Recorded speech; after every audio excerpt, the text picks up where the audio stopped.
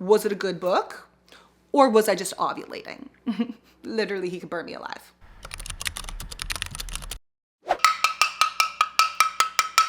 Class is in session, okay? Are we all here?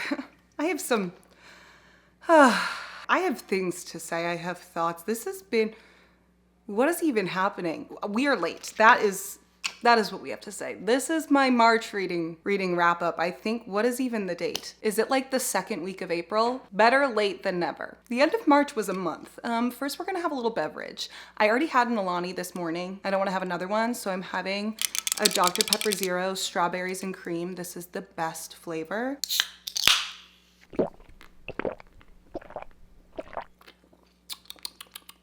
One of the reasons why we're so late is because I was in Colombia and didn't have time to film my wrap up. While I was in Colombia, I was there for a wedding. My second to last day, I did in fact break my foot. So we are sitting here with a broken foot. I also got food poisoning my second night in Colombia. So that was great. I'm also sick. I'm just getting over it a little bit, but I started to get sick the day before I went to Colombia. I got back and this whole week I've just been rocked. So that's fine. I don't know what's happening.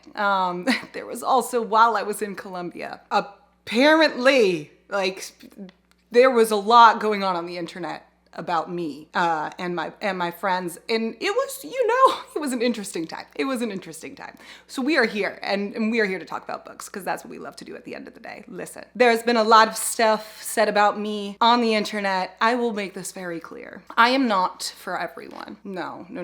I have never been a creator that's going to be for everyone. I'm a lot. I'm loud. I can be annoying. That's fine. If I'm not for you, that's totally fine. You don't need to be here. If you are here, if you've been supporting me, you get me. I love each and every one of you. I'm so grateful for this community that we have created together, and there is not a day that goes by where I don't think about how grateful I am.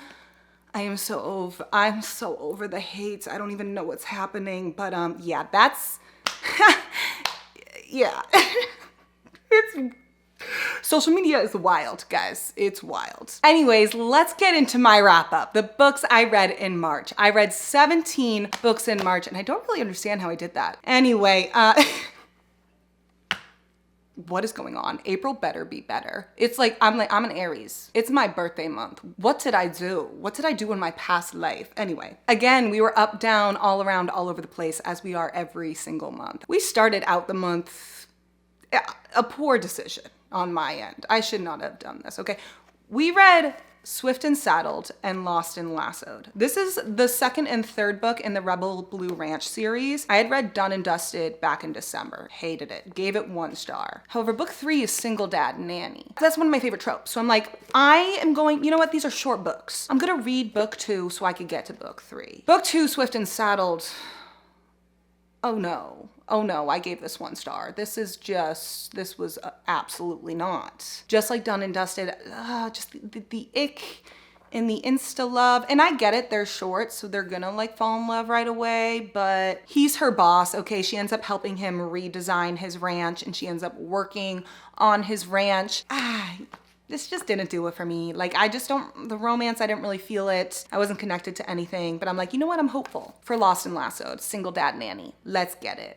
Cowboy romance, let's get it. Okay, this is also enemies to lovers. I liked it a little bit more. I gave it 2 stars. It just felt like all of a sudden, they hated each other and then they were in love. Like, there was no in between. And that just, I'm like, how did that happen? Like, you went from absolutely like loathing the ground each other walks on, and then all of a sudden you're just in love. And after that, I just like completely checked out. So at the end of the day, I have learned that I just don't think this writing style is for me. This series clearly isn't for me, so I'm not gonna read the next books. And I know so many people love it and think it's just like a silly, fun, hee hee ha ha giggly time. I can totally see that. For me,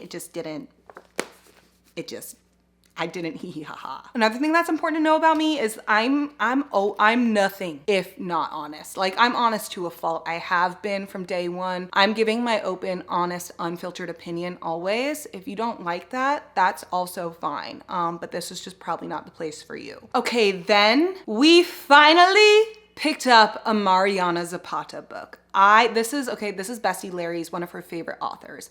And she's been on my radar ever. So I read All Roads Lead Here. She's known for being like the queen of slow burns, which I love a slow burn. I was excited for this one. Guys, I did in fact give it 2 stars. No, yeah, I did.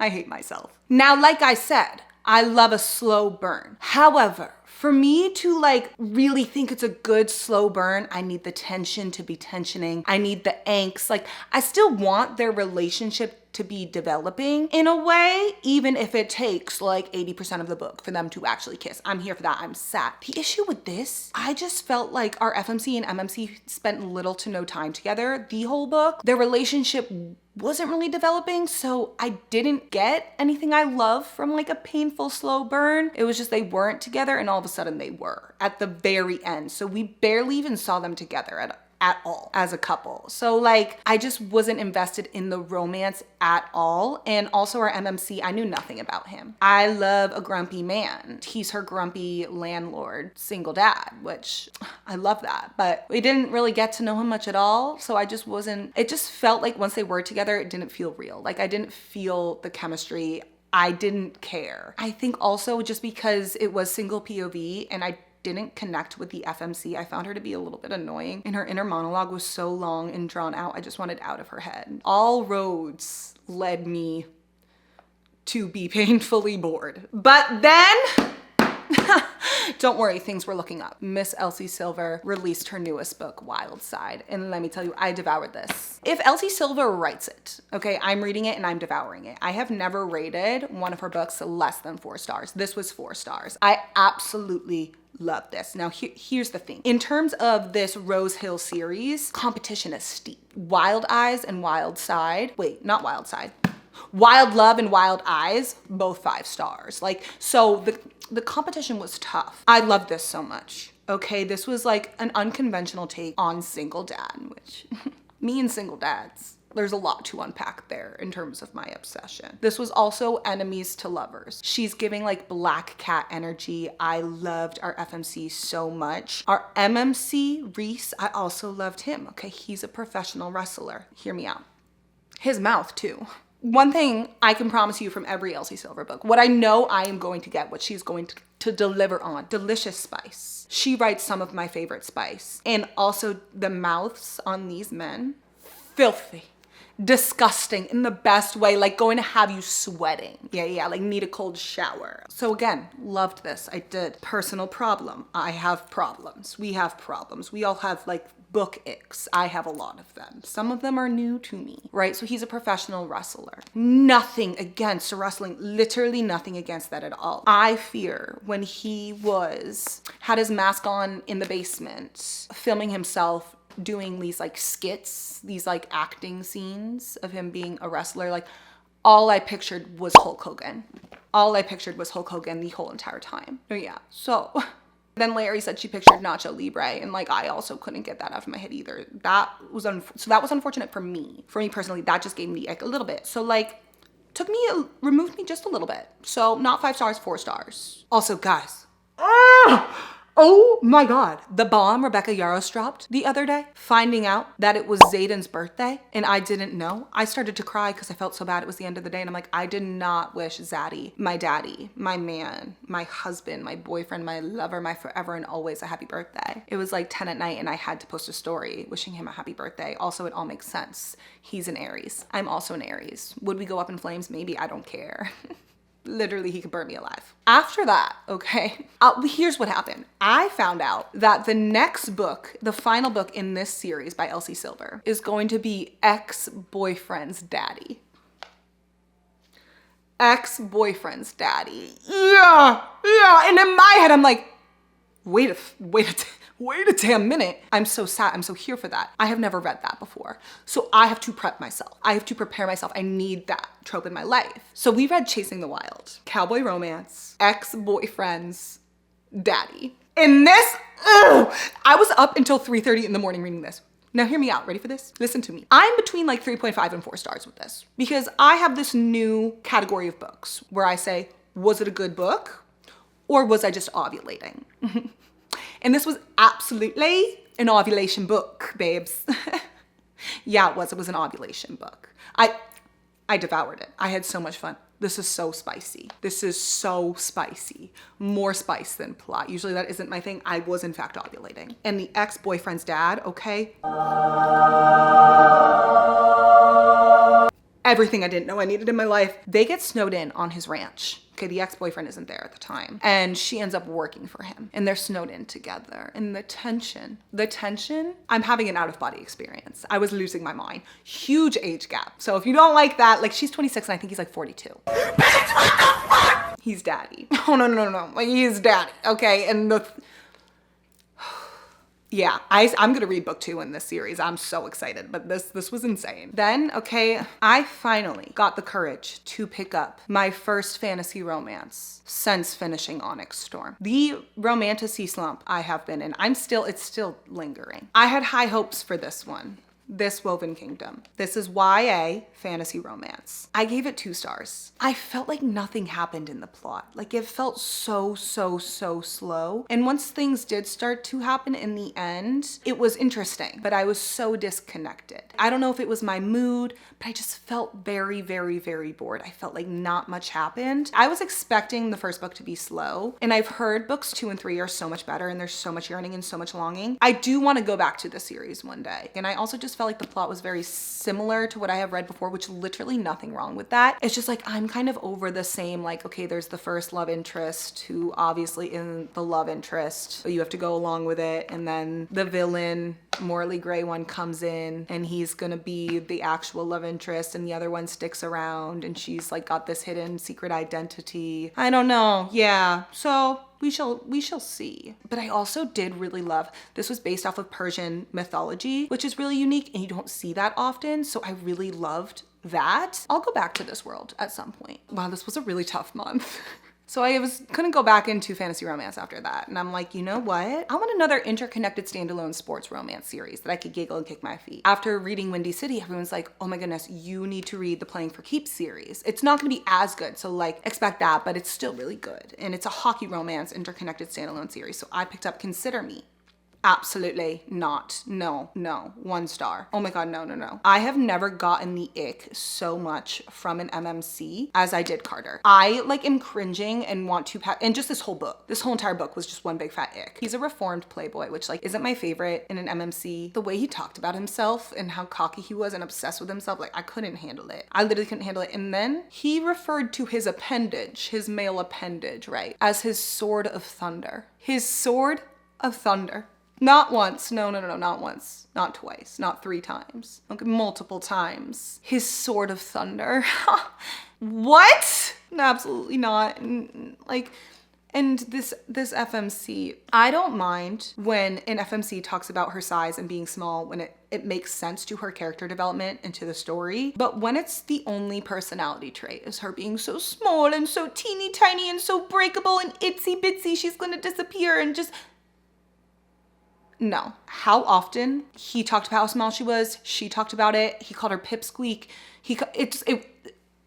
Her pick me energy made me want to pass out. Like I was ready to shove my head into some drywall. Yeah. So, and just them together, the 3rd act breakup in this gave me the biggest headache. It was so unnecessary and rooted in miscommunication. Literally nothing happened for most of this. Was so long. This was 200 pages too long because nothing happened. Absolutely not. We're not going to continue this series. I can't do it. At this point, I'm about to be on my deathbed. I need something. So I turned to dark mafia romance, right? I read When She Unravels. I gave it 2 stars. Oh God, March. I want March to never. This March 2025 didn't happen. Actually, there are a few really good books that I'm gonna get to. We saved the best for last, don't you worry.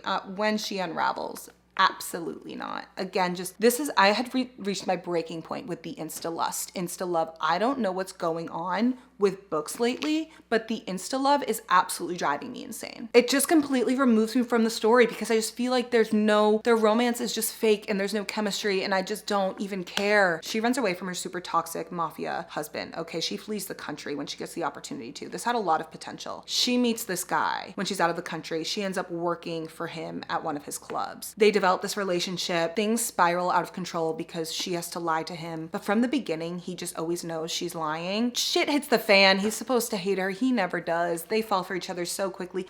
Yeah. I didn't care about anything happening. And this MMC also gave me the ick. So, yeah. But never fear because we were saved. We were taken out of my 2-month-long Onyx Storm fantasy romance slump because we read On Wings of Blood, okay, and The Bond That Burns. I could not stop raving about these books on Book Talk, so you've probably seen that already. Devoured, absolutely obsessed. This was everything I needed. I can't stop thinking about this, okay? This is gonna be a 4-book series. It's called the Bloodwing Academy series, and there's 2 books out. The 3rd book, I believe, comes out the end of June.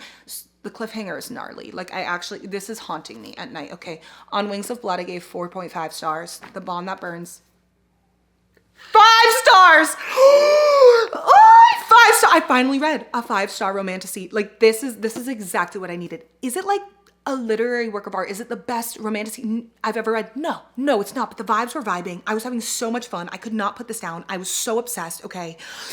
We have an academy setting, okay? We're in a world with vampires. She, our FMC, okay, is a half-fae dragon rider. We have bully romance. We have true enemies to lovers. Yeah. Blake, our MMC, our morally gray, truly morally gray, scrumptious vampire MMC. You want an MMC?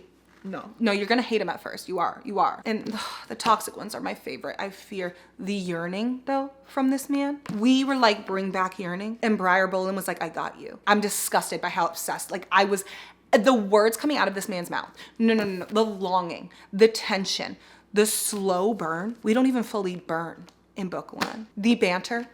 No, I'm actually gonna die. Our FMC, okay, she falls into this world. We don't even know how she got there. She just falls into this new world. She's like, what's going on? And she gets taken by our vampire MMC. They find out that she's the first ever dragon rider to appear in centuries. The dragons are gone and they're all threatened by dragon riders. So what does he do? He takes her and they are forced into this betrothal together because everyone's worried about her potential powers and what she could do. So they get bound to each other. There's also this twist on like fated mates in a way, not really fated mates. They have this crazy weird bond and now they're betrothed.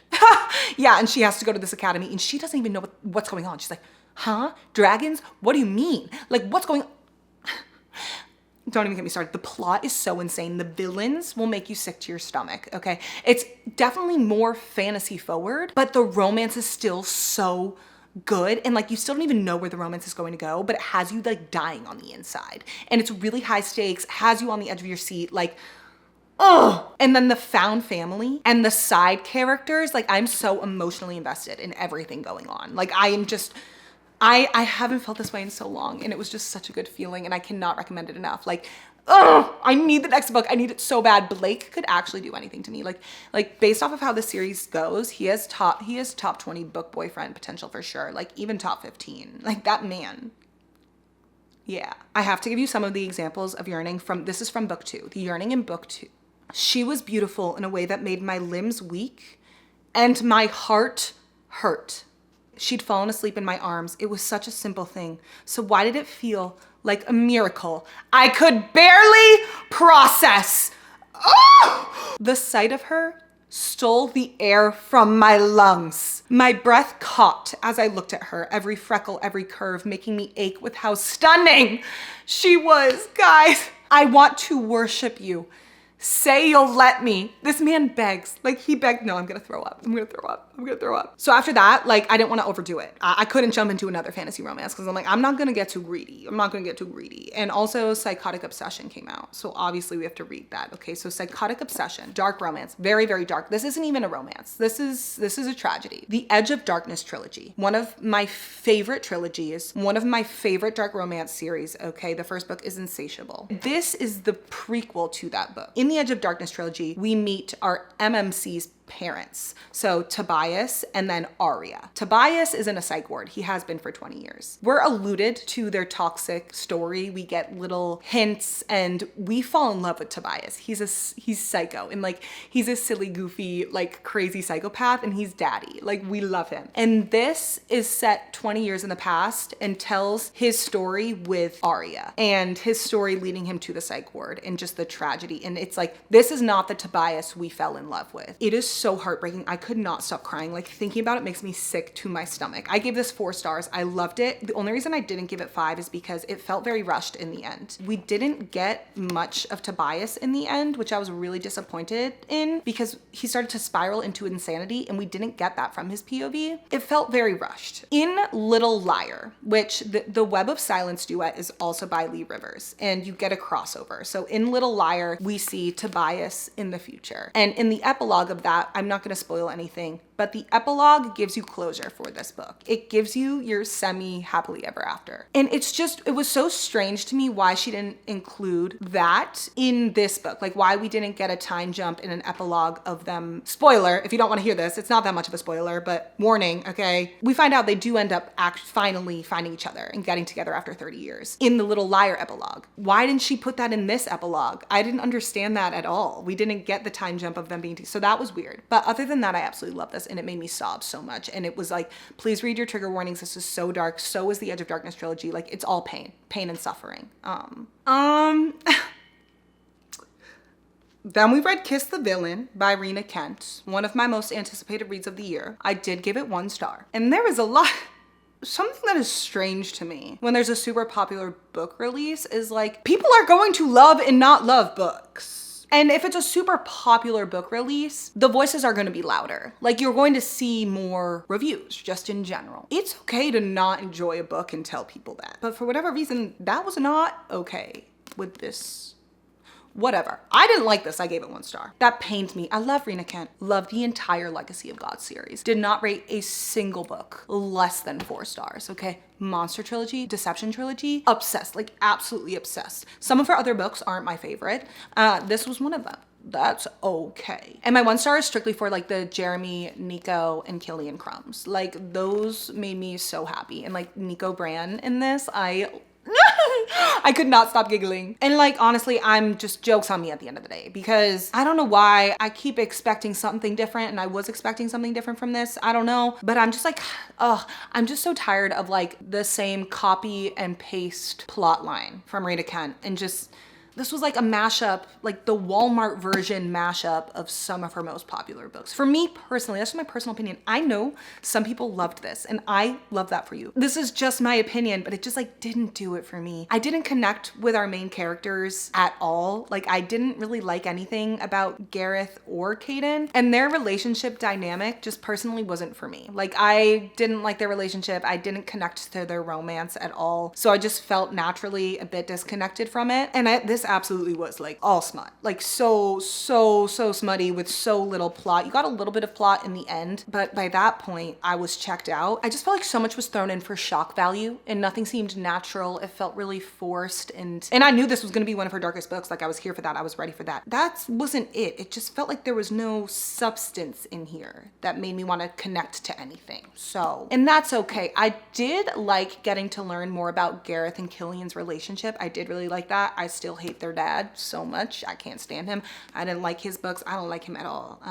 Then we read Bound by Gravity, which is a fantasy romance. This is star-crossed lovers, fated mates, second chance, he falls first, forbidden love. We also get some found family. And I started this and I'm like, it felt a bit insta-lusty in the beginning, but it was also cleared up as to why it was insta-lusty and it made sense. So it didn't remove me from the story. I was actually pretty intrigued. I was into this. Like I was really liking this. 50% of it, like my heart was just ripping out of my chest for these two. They put you through so much pain and so much agony. And then kind of around the 60% mark, it started to get really redundant. Just the same thing happening over and over again, just this back and forth. And I just started to lose interest because of that. And the ending, which I just started to get really bored. I felt like not much else was happening. So it just started to kind of lose me. And like their pain and suffering was also just so repetitive. And I was like, I can't be in this agony anymore. Like I need this to end. And then I have no other explanation other than I just lost interest.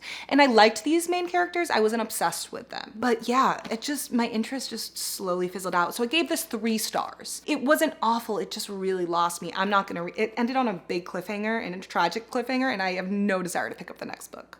If that says anything, so. Then we read Indigo Ridge, which is the first book in the Eden series, which is a part of an interconnected standalone series. So each book follows a different couple. This is small town romance and it's like romantic suspense. I'm like, okay, this would be a fun time, okay? I gave it 1 star. The insta love had me wanting to bang my head against a wall. What is happening? What's in the insta love sauce? And just like every time this man, like the first thought he had about her was just about how obsessed he was with how curvaceous she is and her creamy skin and her pouty lips and just like her scrumptious, and just that's all he talked about. I'm like, dude, there's just, what happened to like loving her brain?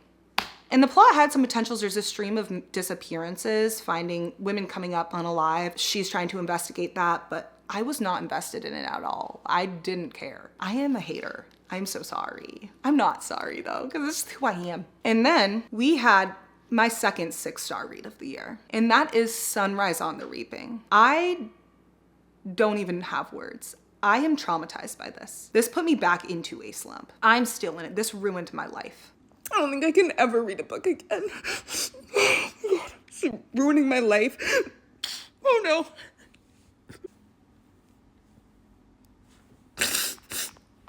What the fuck? I love you like all fire. I want to die. Oh my God, I hate my life. What? Like, I am not the same person I was before reading this. This book is everything to me, but it was, Hamish's story makes me sick to my stomach, and it was so heartbreaking, and I cried the entire time. From like the first 3 pages, I started crying and I felt like I didn't stop. I felt like I got beat to a pulp. I finished this before I had to get on my plane to Columbia, and I was crying the whole time on the plane ride. I like can't even talk about it. Like, I genuinely cannot even start to speak about it because it makes me so fucking sad.